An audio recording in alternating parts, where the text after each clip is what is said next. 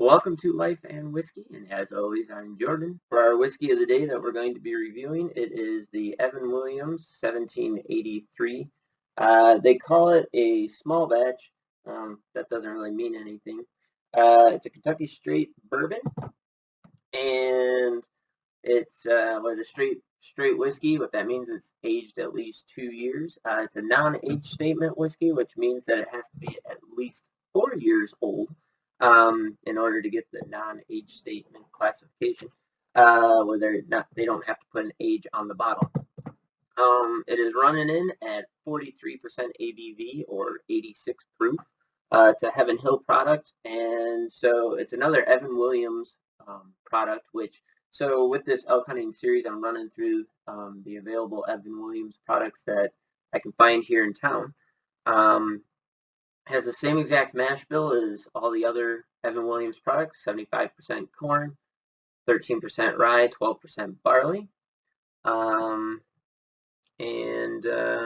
Yeah, I picked it up for $11.99 here in town. It's pretty much, from what I've found, it's pretty much exactly the same as the black label, which I picked up for $10.49. Same proof, same mash bill. Slightly different flavor profile, but not enough that it would be, it's maybe like 5% different. So if you think you want to try something like this, I'd recommend going to the black label. But here we go. Here are the tasting notes on this, and then we'll get into elk hunting. So forward, I get caramel, really light though, mostly corn, a little bit of cherry, kind of that medicinal cherry I've been talking about with the other Evan Williams. Get a little bit of spice in there, some vanilla.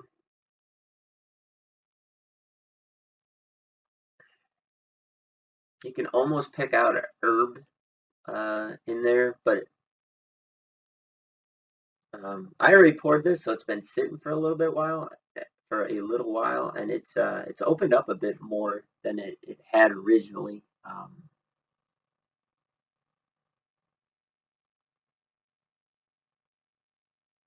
Has a really nice note, a lot of character in there. Let's see if we get any of that on the taste here.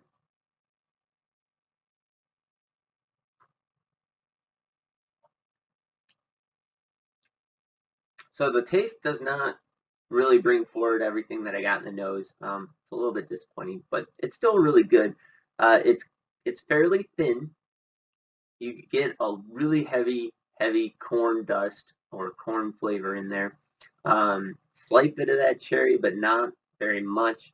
More vanilla than anything, and not a sweet vanilla. It's like vanilla extract vanilla, and almost a little bit of caramel, but it's kind of hard to pick through it.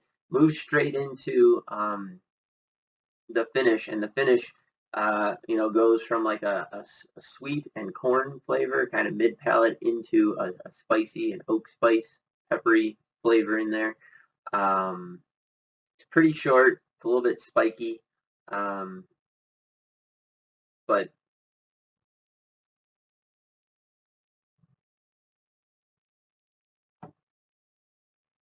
going back to it, you can pick out a nuttiness in there, kind of in that mid palate. So if I was going to describe the flavor profile, it comes off sweet and vanilla, but the sweet is pretty downplayed. It's mostly vanilla, and then it goes into